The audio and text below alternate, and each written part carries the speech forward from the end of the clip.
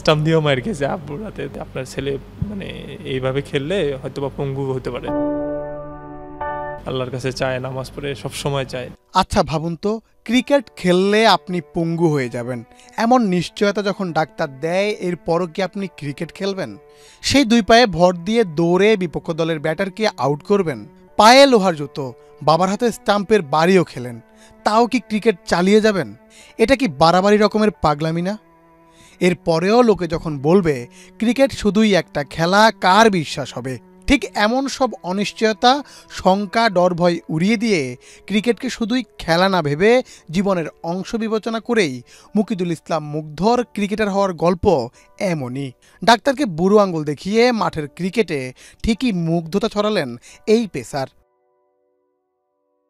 মুগ্ধর উঠে আসার পেছনে রয়েছে লড়াকু মানসিকতা।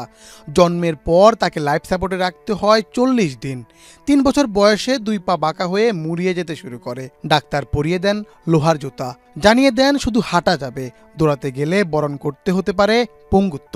অথচ সেই ছেলেটা সব শঙ্কা উড়িয়ে দিয়ে ডিপিএল, এনসিএল, বিপিএলে বাজিমাত করে জাতীয় দলের স্কোয়াডেও নাম লেখান। চড়াই উতরাই পেরিয়ে ক্রিকেটার হওয়া, হয়তো এই জন্যই মুগ্ধর কাছে ক্রিকেটই জীবন।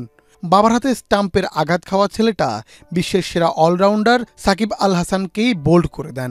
যেন ওই স্টাম্পের দিকেই অনেক ক্ষুধা এই পেসারের। মুগ্ধর ক্রিকেট তো সেই গল্পই বলে। আসলে আমার ছোটবেলা থেকেই ইচ্ছা ছিল মানে ক্রিকেট খেলবো, তো ক্রিকেট খেলার জন্য মারও খাইছি, বাবার হাতে অনেক মার খাইছি, স্কুল ফাঁকি দিয়েও মার খেয়েছি, এমনও আছে যে স্টাম্প দিয়েও মার খেয়েছে আব্বুর হাতে। হয়তো লোকে বলবে মুগ্ধ তো সেই 2021 সালে জাতীয় দলে ডাক পেয়েছে, ম্যাচ তো খেলতে পারেনি। এমন কথায় কি বা যায় আসে? মুগ্ধর কাছে এই সংগ্রামে এটাই তো বড় প্রাপ্তি।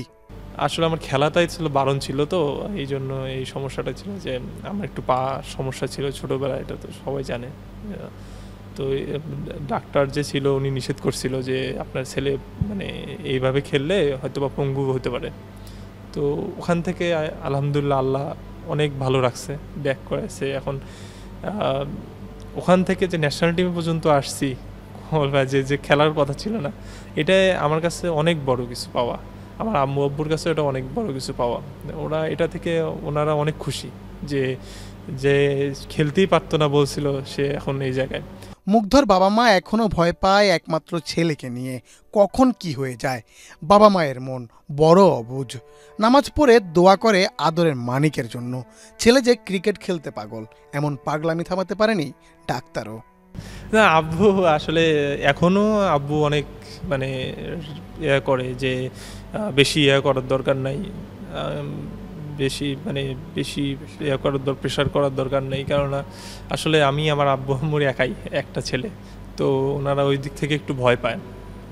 সাপোর্ট করে, অনেক সাপোর্ট করে, হ্যাঁ, ইনজুরিতে পড়লে অনেক সাপোর্ট করে, সব সময় দৌড়াদৌড়ি করে, আল্লাহর কাছে চায়, নামাজ পড়ে সব সময় চায়। তো তারপরেও আসলে বাবা মা তো ওনারা একটু তো ভয় পাবেই, বাট সাপোর্ট করে, সব সময় সাপোর্ট করে যে না খেলো, ন্যাশনাল টিমে খেলতে হবে, ভালো কিছু করতে হবে আর কি।